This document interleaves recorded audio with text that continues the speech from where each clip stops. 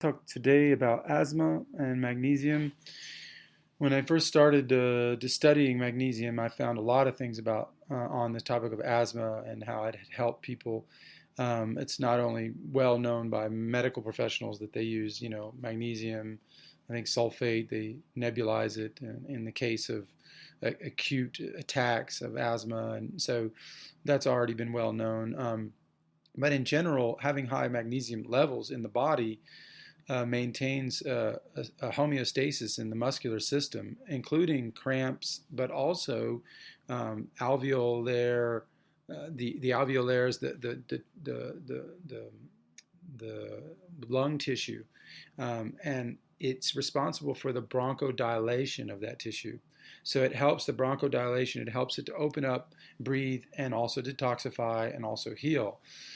Um, Another missing factor in some of the lung topics and asthma and everything else is lactoferrin, which comes from raw milk, and how the body uses that lactoferrin in milk form, this active form of iron, I guess you could say, that goes in and coats and is able to detoxify the lungs as well. They would even give it to convalescents, tuberculosis patients, etc.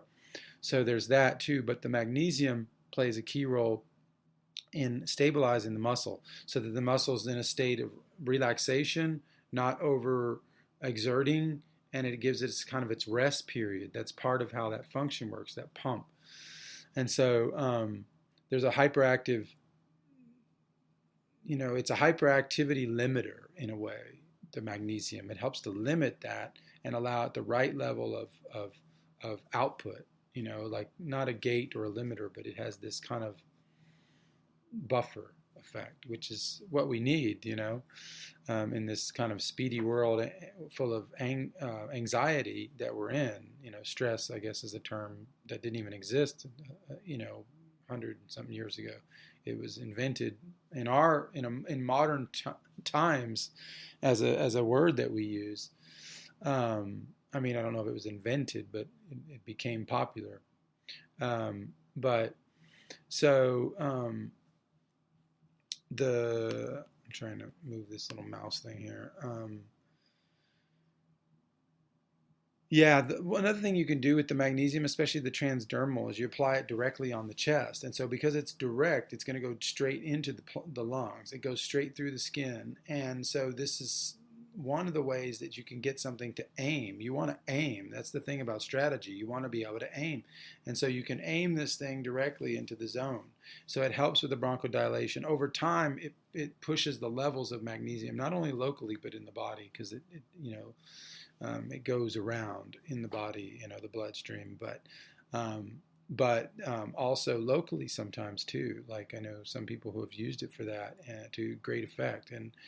And so it helps with the bronchodilation. That's the first thing, and the relaxation of that, and not without the over excitation of that muscle. And that's going to be key because that's the asthmatic attack, right? Is this stimulation. And so that's level one. And level two, which is I guess deeper, is the immune system in general.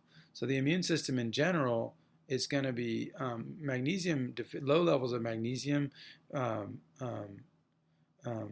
keep from magnesium when it's in let's do it another way. High levels of magnesium help to inhibit pro-inflammatory cytokines and inflammatory agents in the body. That's well known. It's proven. It's like magnesium and inflammation. Hundreds of studies on just that. And so it helps to calm that. And so whenever that inflammation is there present, the immune system cannot function properly. Like it's in an overdrive, either in its non-specific elements, meaning the macrophage and the white blood cells, T cells, all this endothelial cells, all this stuff that's happening, neutrophils trying to push up, but without a specific response. This is just the innate system, the immune system. And so it creates almost like, imagine just 1,000 sentinels when there should have, like it's almost like a city with only an army. That's all they have for the city. So, and it creates way too much energy lost in one area, to where sometimes when a specific tech is mounted, it's slow and heavy, and it can't respond properly. And this happens because of the inflammation. The inflammation is down there creating structural disintegration of structural integrity. And so that's creating a lot of the problems. Magnesium is woven into all of the structure of the body. Not only through all the catalytic reactions, but it mixes with acids, and it removes heavy metals through their conjugation, chelation, uptake, and the bonds. It pulls those things out, and it degrades them in conjunction with acids and enzymes, but also through the structure itself, through the tissues, and how they're woven with this scintillating, sparkly material, woven mineral material called magnesium. Not only does that well distribute a sort of immune system, because minerals of this nature, especially like magnesium, zinc, selenium, etc., but magnesium being much more ubiquitous, magnesium being well distributed, it's an antimicrobial. That's why you can buy a bottle of transdermal magnesium and it never goes bad. It's like nothing can contaminate it.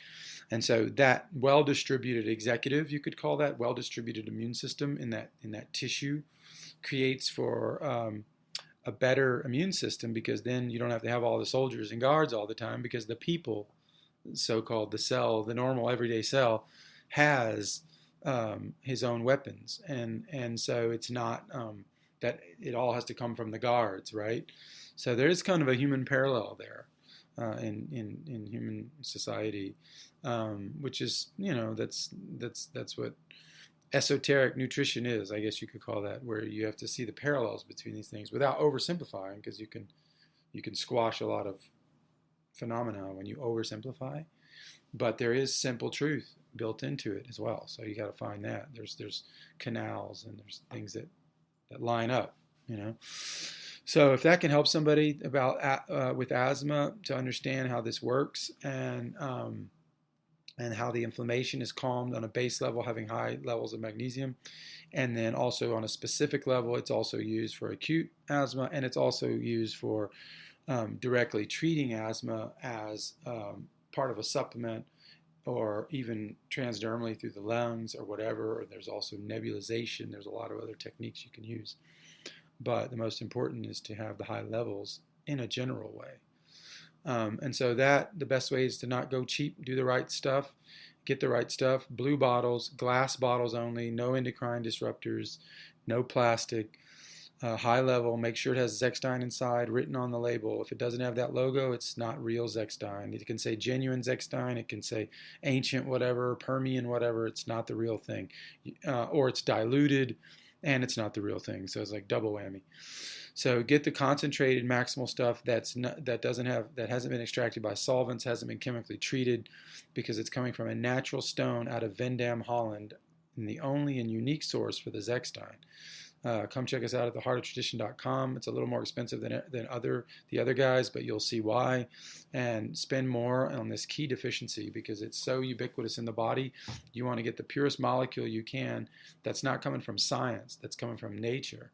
And so you have to find this special stone called bischofite, which is basically pure magnesium chloride, which is separated. You don't have to extract using solvents to separate things to get your final product. It's there, the final product. So don't be fooled. Get the right stuff. $3 a week. Theheartoftradition.com.